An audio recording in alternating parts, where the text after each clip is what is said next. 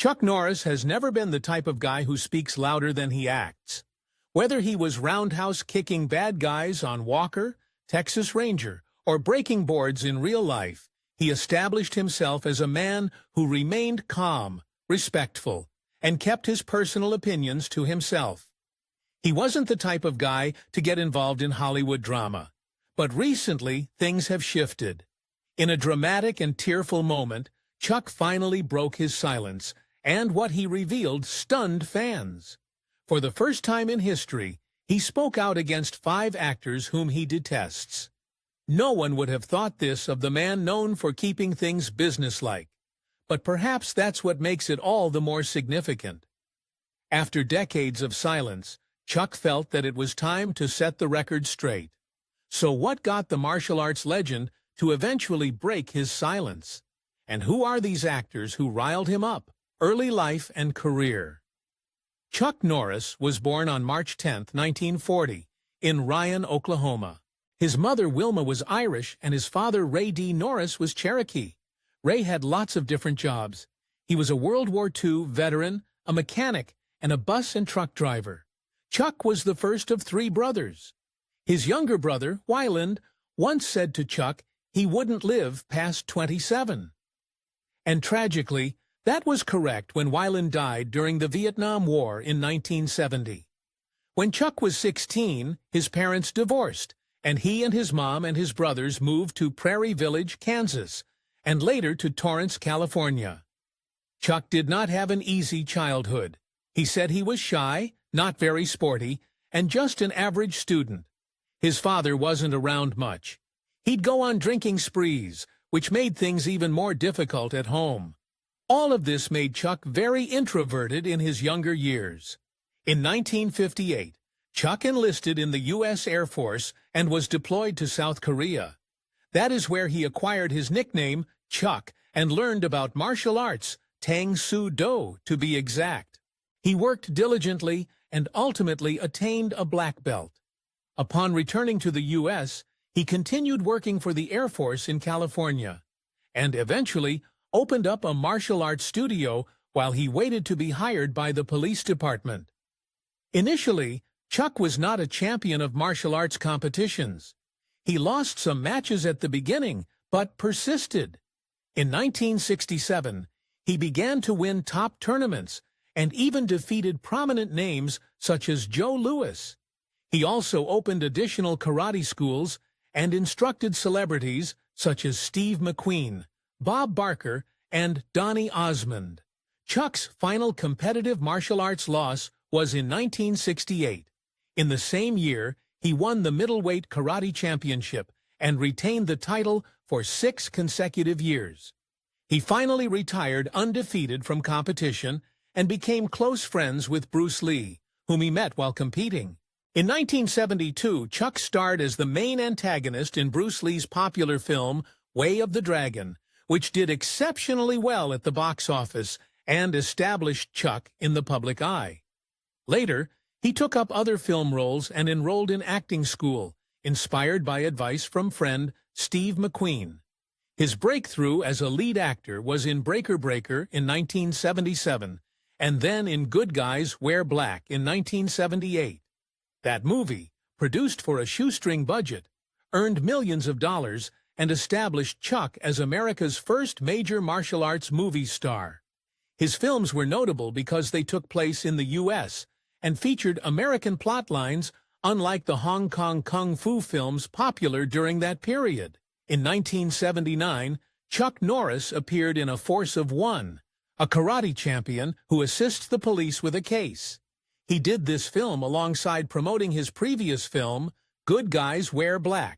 No studio wanted it initially, but it went on to gross $20 million. In 1980, he released The Octagon, where he needed to thwart ninja-trained terrorists. This time, studios were interested at last, and it made almost $19 million. The next year, he appeared in An Eye for an Eye, and in 1982 played a horror action role in Silent Rage, his first major studio picture, distributed by Columbia Pictures. That same year, MGM offered him a 3-film contract and released Forced Vengeance, although Norris was dissatisfied with the creative direction and terminated the contract. In 1983, he had a huge success with Lone Wolf McQuade, in which he portrayed a hard Texas Ranger. Critics adored it, going so far as to compare it to spaghetti westerns of old. Roger Ebert rated it 3.5 stars, referring to Norris's character as iconic. Around this period, Norris also introduced a fitness book and even a video game, Chuck Norris Super Kicks. Then came his breakout into mass-market action. In 1984, he was in Missing in Action, in which he portrayed Colonel James Braddock, a soldier liberating POWs in Vietnam. It was a huge hit and was inspired by his late brother, who had died during the Vietnam War. In 1985, Norris starred in Code of Silence, demonstrating greater dramatic depth. Critics praised it as one of his best roles, and it was the top box office item on its opening weekend. He continued the success with Missing in Action 2 and Invasion USA. In 1986, he collaborated with Lee Marvin on the Delta Force, another success. That year, he even voiced himself in a cartoon series, Karate Commandos. In 1987, he co-authored a best-selling book on self-improvement, The Secret of Inner Strength, His Personal Life. Chuck Norris wed his high school sweetheart, Diane K. Holchek, in December 1958. Chuck was 18 years old at the time, and she was 17 when they got married. The couple had first met in 1956 while attending school in Torrance, California.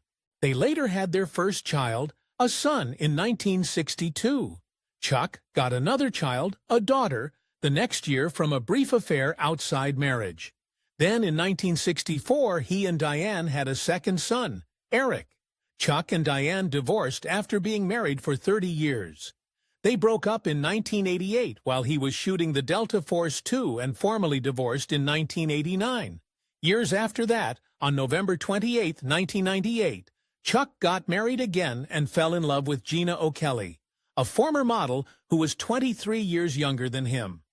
Gina had 2 children from her previous relationship, and she and Chuck had twins on August 30, 2001. During a 2004 interview with Entertainment Tonight, Chuck told a very personal anecdote. He explained that he hadn't seen his daughter from his previous affair until she was 26 years old. Even though she discovered he was her father when she was only 16, it wasn't until she wrote him a tearful letter in 1990, just after his divorce from Diane, that they finally met and became acquainted. Since 2017, Chuck Norris has been a grandfather himself. He now has 13 grandkids.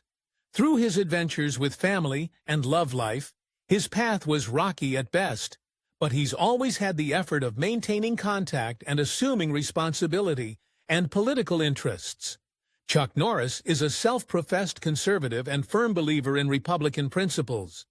He's even had columns on a far-right website, WorldNet Daily. He's never been shy about expressing his political views over the years. Back then, in the 1980s, following the release of his film Missing in Action, Chuck had claimed he was a great admirer of President Ronald Reagan. He initiated Reagan's candor and strong leadership and mentioned that he did not care about political parties so much, he cared more about the individual. While he was shooting the Delta Force, Chuck spoke up on the issue of terrorism, stating that the U.S. was being too lenient and that terrorists could one day attack America or Canada. In 2007, Chuck traveled to Iraq to visit U.S. soldiers, demonstrating support for the troops. After that, in the 2008 presidential election, he endorsed Republican candidate Mike Huckabee and even criticized John McCain for being too old for the position. Nevertheless, he endorsed McCain ultimately, primarily because he liked Sarah Palin as the vice presidential candidate. Chuck also endorsed California's Proposition 8 in 2008, which prohibited same-sex marriage. He felt people weren't respecting the outcome of the vote. In 2009, he challenged the birthplace of President Barack Obama and called upon him to produce his birth certificate so that the rumors could be halted. He went on providing intense opinions, publishing pieces on Sharia law in the USA and blaming the Obama administration for attempting to modify the policies of the Boy Scouts. Throughout the years, he supported various Republican nominees, such as Ron Paul, Newt Gingrich, Mitt Romney, and Ted Cruz. He also endorsed scandalous candidates such as Roy Moore and Israeli Prime Minister Benjamin Netanyahu. In 2019, Chuck teamed up with gunmaker Glock, which irritated some of his fans because of the increasing school shootings. In 2021, he endorsed the effort to recall California Governor Gavin Newsom and endorsed talk show host Larry Elder as a substitute. Chuck has always been vocal, sticking to his principles, however unpopular. Opposition to same-sex marriage. In 2008, Chuck Norris publicly endorsed California's Proposition 8, a ballot initiative that proposed to prohibit same-sex marriage in the state.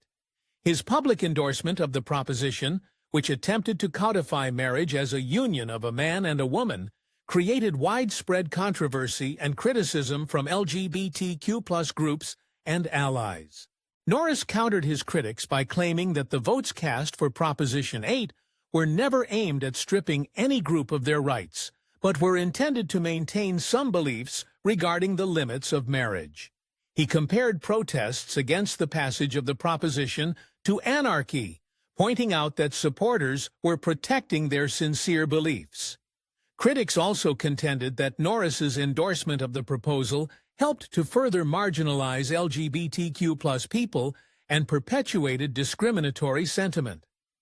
The scandal underscored the extreme differences in society's perception of marriage equality, as well as the impact of public personalities on shaping public perceptions on such matters. Despite the criticism, Norris stood his ground, standing alongside other conservative and religious parties who advocated for Proposition 8.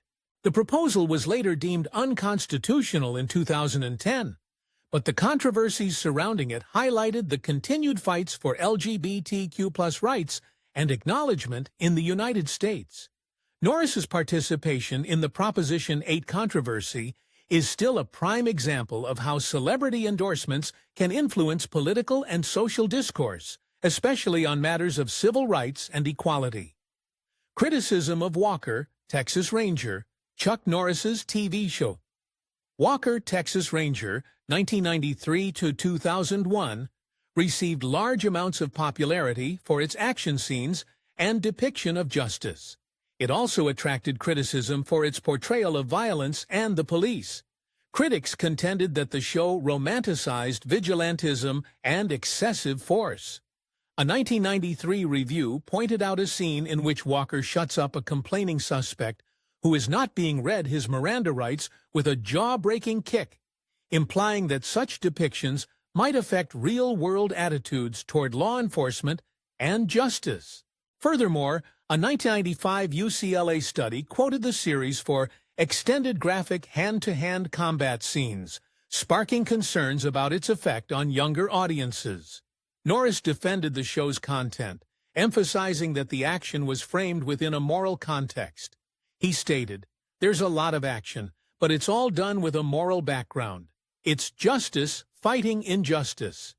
Despite the controversy, Walker, Texas Ranger kept a strong audience, suggesting that many viewers identified with its messages of justice and vengeance. The success of the show indicates that although it was criticized, it also met an appetite for black and white presentations of good defeating evil. When brought on as the most violent man on television under an ABC special, feeling deceived about the program's thrust, Chuck Norris facts trend. Early in 2005, a viral web craze known as Chuck Norris Facts exploded. Although humor regarding Chuck Norris's hardiness had circulated since the 1980s, such internet facts took hold. It began in Something Awful forums, where forum members were deriding actor Vin Diesel following the release of his film, The Pacifier. Within a few months, the attention shifted to Chuck Norris, and the over-the-top jokes about his toughness and strength became the new craze. The jokes, many of which made Norris seem almost superhuman, were like the repeat Bill Brask sketch from Saturday Night Live. They were also in reference to Chuck Norris-related jokes from Late Night with Conan O'Brien, in which Conan frequently made light of Norris's involvement in Walker, Texas Ranger. The over-the-top jokes were quickly a giant component of pop culture. Ian Spector, a comedian, is widely regarded as the father of Chuck Norris facts. Spector was one of the first to popularize online generators that enabled users to generate their own Chuck Norris facts. Spector even published books on these facts, such as The Truth About Chuck Norris, 400 Facts About the World's Greatest Human, 2007, and Chuck Norris vs. Mr. T, 400 Facts About the Baddest Dudes in the History of Ever, 2008. Chuck Norris answered the jokes in a matter-of-fact way. On his official site, he noted that some of the facts were humorous, but politely reminded everyone not to take things too seriously. He also said that he wanted the jokes to make people want to look at actual facts about him, especially the stories covered in his books. In 2006, Norris authored a column for WorldNet Daily, in which he replied to the jokes once more. Taking the humble route this time, he deflected attention from his toughness and was instead lauding God and Jesus Christ. The internet humor, though, didn't always agree with Norris. In December 2007, he sued Penguin USA, the publisher of The Truth About Chuck Norris, alleging the book infringed on his trademark rights and privacy. He later dropped the suit in 2008. Notwithstanding the lukewarm reception, Chuck Norris became a meme sensation in internet humor. In 2009, he went ahead and published the official Chuck Norris Fact Book, which was co-authored with his official approval. Years went by, and his facts kept surfacing in pop culture, from advertisements to films. In the 2012 movie, The Expendables 2, there is a mention of one of the most popular jokes. Chuck Norris was bitten by a king cobra, but after 5 days of suffering, the cobra died. The trend endured even in 2017, when a commercial of United Healthcare starring Norris ran. Two dudes at a diner began joking around about his mythical ruggedness, with one being the classic, "Chuck Norris wears a hat to hide the sun behind." Such jest demonstrates how Norris's online fame still prevails to this day. His wife is getting poisoned. Gina Norris, wife of actor Chuck Norris, in 2012, sued multiple companies, alleging she had been poisoned by gadolinium-based contrast agents, GBCAs, utilized in MRI procedures. She indicated that after 3 MRI procedures were performed within an 8-day time frame, she began experiencing severe health issues such as a thumping heart and severe burning within her body. Even after making multiple trips to the hospital, her condition did not improve. She even went all the way to China to seek alternative treatments such as chelation therapy and stem cell treatments. While her health improved to some extent, she continues to experience cramping in her hands and intense pain in her back. Gina felt like she was broken and held the companies responsible for concealing the risk of the contrast agents. Gadolinium is a heavy metal that can be harmful if it accumulates in the body.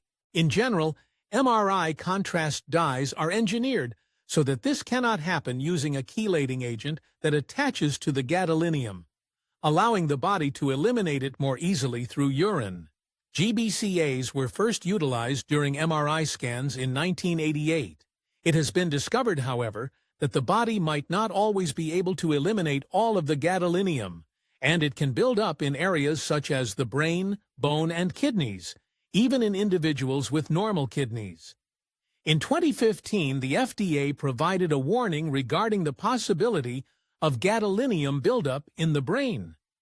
Although the FDA subsequently stated that there isn't sufficient evidence to indicate that this buildup causes damage to health, the possibility of something remaining in the brain other than thoughts is disconcerting to some.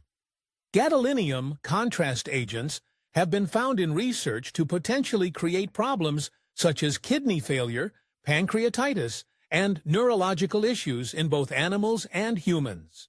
Even with the risks, GBCAs can still be extremely useful in medical imaging, assisting physicians in detecting issues in the body that are difficult to detect otherwise. But Jenna Norris's lawsuit draws attention to the possible dangers of these contrast agents, and it could result in additional studies or even more individuals filing similar grievances. Whether Jenna Norris's lawsuit will be successful is still unknown, but it could shine a light on the possible dangers of GBCAs and encourage further research into their safety. Time will tell if more people start to come forward with similar issues. Capitol Riot Misidentification. Back in January 2021, right after the U.S. Capitol riot, a photo began spreading like wildfire online. In it, someone who looked a lot like Chuck Norris appeared to be part of the crowd storming the Capitol. Naturally, the internet blew up with rumors that the action star had joined the rioters, but Chuck Norris shut those rumors down right away. He went to Twitter and let it be known. I recently found out that there was a Chuck Norris impersonator at the D.C. Capitol riots. I wasn't there and it wasn't me. There is no place for any violence in our society. I am and will always stand for law and order. To support him, his boss Eric Kritzer also came forward.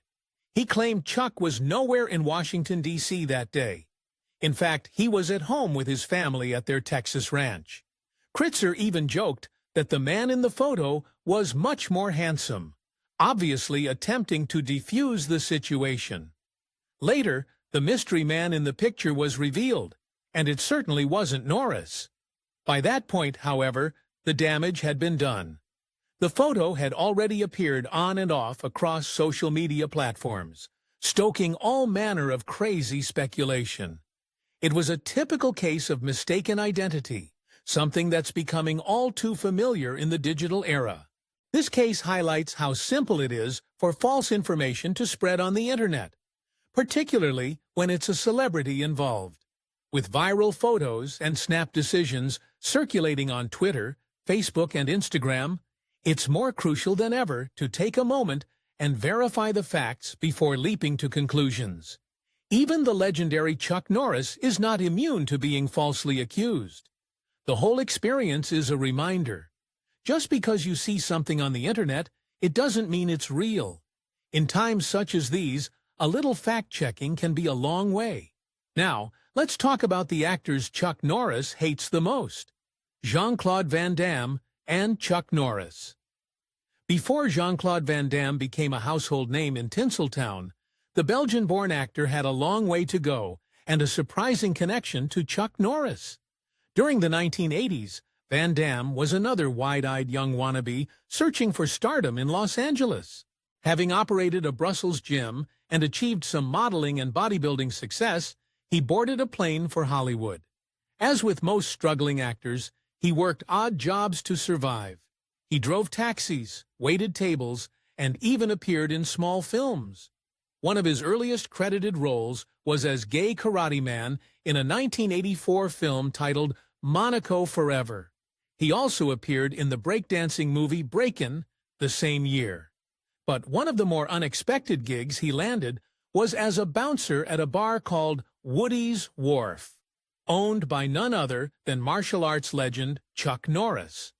In a 2019 Hollywood Reporter interview, Van Damme laughed about the experience, saying American people were big people, and luckily, he never had to fight anyone in real life. Rather, he explained his charm and pleasantness maintained the peace. I was a good schmoozer, simpatico, and no incident happened. Their rapport was amicable at first, but reports later indicated that it turned sour over the years. There were rumors of a potential movie tie-up for these two stars in the early 90s. It did not push through, though, apparently due to creative differences. Later, during a martial arts exhibition in Texas in 2001, Norris is reported to have bashed Van Damme's discipline and work ethic, labeling him undisciplined. Despite whatever tension there had been, both men became huge action stars. Though they never collaborated on screen, Their initial bond is an interesting behind-the-scenes tale of the golden age of martial arts films, Steven Seagal and Chuck Norris. In the late 1980s and early 1990s, a significant feud took place between martial arts actor Steven Seagal and some of the leading figures of the martial arts world, such as Chuck Norris. The conflict started when Seagal made insulting comments about Bruce Lee and Chuck Norris, claiming that American martial artists were not authentic. He also said that he would engage in combat with anyone who contradicted his arguments. Bob Wall, a personal friend of both Lee and Norris, responded by gathering a dozen respected martial artists known as the Dirty Dozen. These included respected names like Benny Urquidez, Bill Wallace, and John LaBelle. They challenged Seagal openly to stand behind his words in a genuine fight. Even though the challenge was made in public, Seagal refused to accept. A few people in the martial arts community saw the challenge as an overreaction, while others regarded it as a necessary action against Seagal's remarks. The episode demonstrated the value of respect and authenticity in martial arts. Although the suggested fights did not take place, the episode is an important part of martial arts history, demonstrating the willingness of the community to defend its values. Alec Baldwin and Chuck Norris. Chuck Norris and Alec Baldwin may both be well-known Hollywood stars, but when it comes to politics, they couldn't be further apart. And it shows. Chuck Norris is known for his strong conservative values. He's openly declared his political allegiance over the years, backing Republican candidates such as Mike Huckabee, Mitt Romney, and Donald Trump. He's written entries, recorded videos, and even given speeches urging Americans to come back to what he refers to as traditional values. So when one jeers about those ideas on national TV, particularly in a funny manner, it doesn't go down well with him. That's where Alec Baldwin enters. Baldwin, a prominent liberal actor, spent several years playing Donald Trump on Saturday Night Live in an impression that annoyed many conservatives. His ridiculous take, replete with hyperbolic hand movements and melodramatic facial antics, not laughs, but also backlash from those who identify with Trump or conservative thought. One such critic was Chuck Norris. In a blog post in 2017, Norris did not mention Baldwin by name, but he indicated how he felt about Hollywood celebrities mocking conservative leaders. He called them Hollywood elites who mock American values, and cautioned against the detrimental effect such images can have on the nation's unity and morals. Several readers linked this comment to Baldwin's SNL appearances, especially because they had become such a mainstream point of discussion at the time. Though Baldwin has not spoken out about Norris's comments, the feud between the two points to the increasing chasm in Hollywood, where political views tend to fight just as vehemently as film scripts. It's an old-fashioned case of two actors on opposite sides of some cultural war. Shia LaBeouf and Chuck Norris. Chuck Norris and Shia LaBeouf represent two vastly different sides of Hollywood, and as reported, their short-term working relationship didn't exactly go according to plan. During the late 2010s, both performers were reportedly involved in a commercial production. Though specific details of the endeavor are unknown, sources indicated that Chuck Norris wasn't particularly happy with Shia LaBeouf's on-set demeanor. Insiders said that LaBeouf's attitude was also viewed as disrespectful, perhaps because he had a flamboyant style or because of his intense method of acting. Norris, who is generally disciplined in old school and his professionalism, reportedly didn't care for the lack of respect. Then in 2020, Chuck posted something on Facebook that fueled even more speculation. The since-deleted post stated, "Fame without discipline is chaos." Norris never mentioned LaBeouf by name, but fans and media jumped to conclusions, assuming the quote was about their prior drama. Given that LaBeouf had made headlines several times over erratic behavior and public scandals, including legal issues and fiery on-set outbursts, many assumed Chuck's post was a veiled shot. Chuck Norris has long promoted values of respect, diligence, and self-control, attributes he believes essential not only to martial arts, but to life itself. Shia, by contrast, has established himself as unpredictable and emotionally raw on and off the screen. Perhaps this stark contrast in work ethic and attitude can be attributed to their seeming confrontation. Though neither of the actors has publicly spoken about the incident since, the speculated feud is a reminder of how differences in generations and personality do tend to spark tensions in the industry at times. If you enjoyed this in-depth look at Chuck Norris's Hollywood rivalries, be sure to give that like button a click and leave your comments below. If you haven't subscribed yet, don't forget to do so you never miss one of our videos. Thanks for watching, and we'll catch you in the next one.